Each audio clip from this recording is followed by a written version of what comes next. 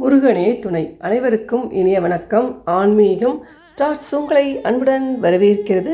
பகுதி என்னவென்றால், கோடீஸ்வர யோகம் தரும் பங்குனி வெள்ளிக்கிழமை வழிபாடு. வசந்த மாதமாக திகழக்கூடியது தான் பங்குனி மாதம்.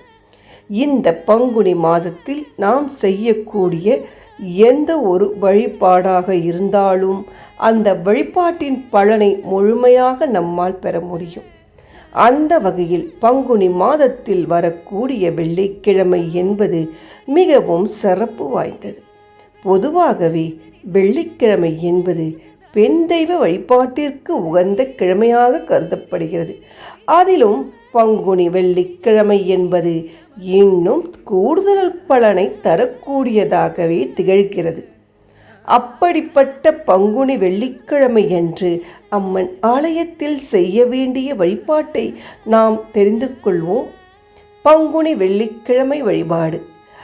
பெண் தெய்வங்கள் யாராக இருந்தாலும் அவர்களை தொடர்ச்சியாக வெள்ளிக்கிழமை தோறும் வழிபாடு செய்தோம் என்றால் அவர்களின் அருள் நமக்கு பரிபூரணமாக கிடைக்கும். நம்மிடம் இருக்கக்கூடிய அனைத்து விதமான தரித்திரமும் நீங்கி செல்வ வளத்துடன் வாழ வேண்டும் என்றால் அதற்கு பெண் தெய்வமாக இருக்கக்கூடிய மகாலட்சுமியின் அருள் என்பது வேண்டும். மகாலட்சுமி மட்டும் செல்வத்தை தருவாளா? கிடையாது. பார்வதி தேவியும் சரஸ்வதி தேவியும் நமக்கு செல்வத்தை வாரி வழங்கக்கூடியவர்கள்தான். பார்வதி தேவி வீரம் என்ற செல்வத்தையும், சரஸ்வதி தேவி கல்வி என்ற செல்வத்தையும் வாரி வழங்குவார்கள். அதனால் வெள்ளிக்கிழமை மறவாமல் பெண் தெய்வ வழிபாட்டை நாம் செய்ய வேண்டும். பங்குனி மாதத்தின் முதல் வெள்ளிக்கிழமை என்பது மார்ச் மாதம் 21ஆம் தேதி வருகிறது. அன்றைய தினத்தில் ராகு காலம், அதாவது இன்றைக்கு யமகண்ட நேரத்தை தவிர்த்து மீதம் இருக்கக்கூடிய எந்த நேரத்தில் வேண்டுமானாலும் அருகில் இருக்கக்கூடிய பெண் தெய்வ கோவிலுக்கு செல்லலாம்.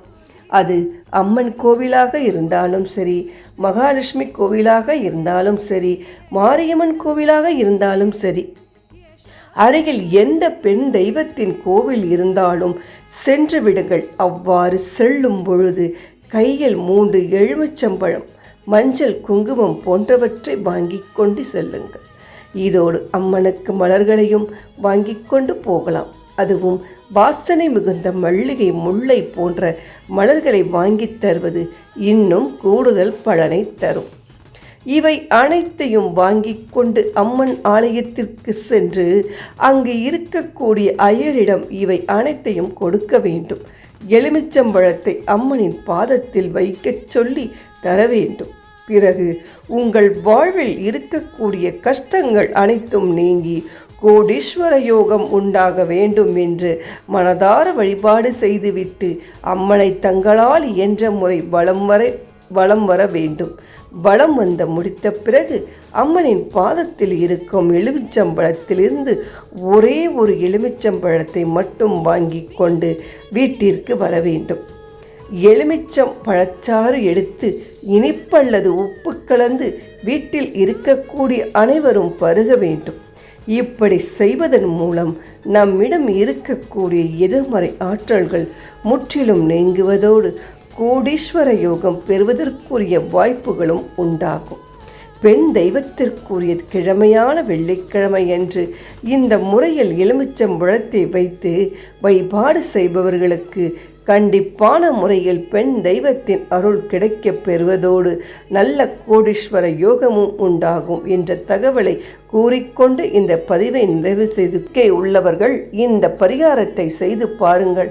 மிகவும் எளிமையான, நமக்கு ஏற்ற பரிகாரம்தான். ஒன்றும் அதிகப்படியான செலவு கிடையாது.